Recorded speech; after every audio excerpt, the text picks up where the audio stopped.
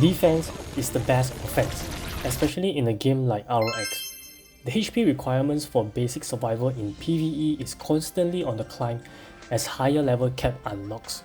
So, what are the alternatives that you could adopt once there is a plateau in your HP increment? Let's have a look at the options. First, final P and M defense. These are what our armors can provide us through refines. The more you have, the better it is, so it is a good starter choice. 2. Final P M damage reduction. These cards are by far the best damage reduction cards in the game. For example, Ultraman cards gives final P and M damage reduction. Slotting 1 gold, 1 blue will give you a total of 40% final damage reduction, and by adding better achievement to it, you can achieve a grand total of 56%. That's a big cut. 3. Monster attribute resistance. These are specific resistance against certain types of monsters. You can usually find 3 types of monsters attribute resistance in one card that gives up to 15% damage reduction each. These are useful if you are constantly hunting certain types of monsters or bosses. 4. Race reduction.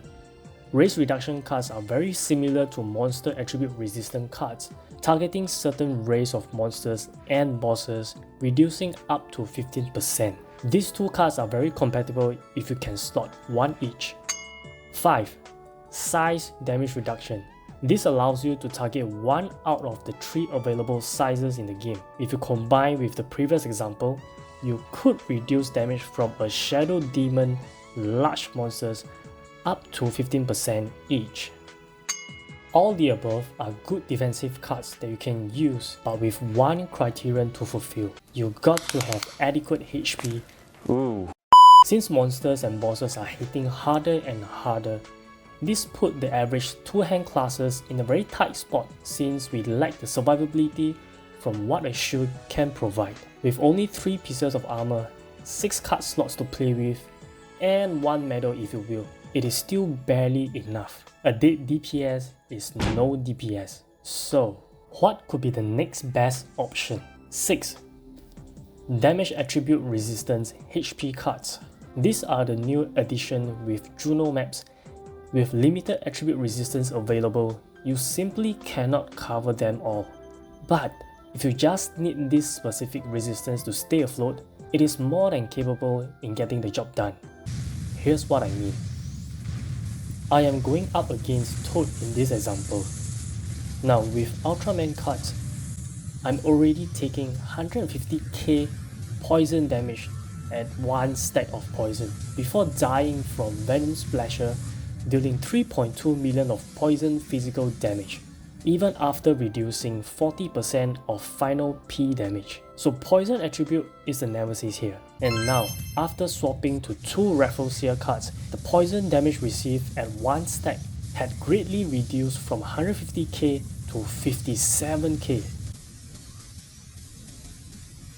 That's about 62% lesser damage, and hypothetically, if I calculate the damage that I should receive from Venom Splasher currently, I would receive only about 1.2 million of damage. My HP increment is minimal, but stacking attribute resistance to 75% has increased my survivability by leaps and bounds. Rafflesia is a great card if you are constantly farming bosses that deal poison damage. Wait a minute!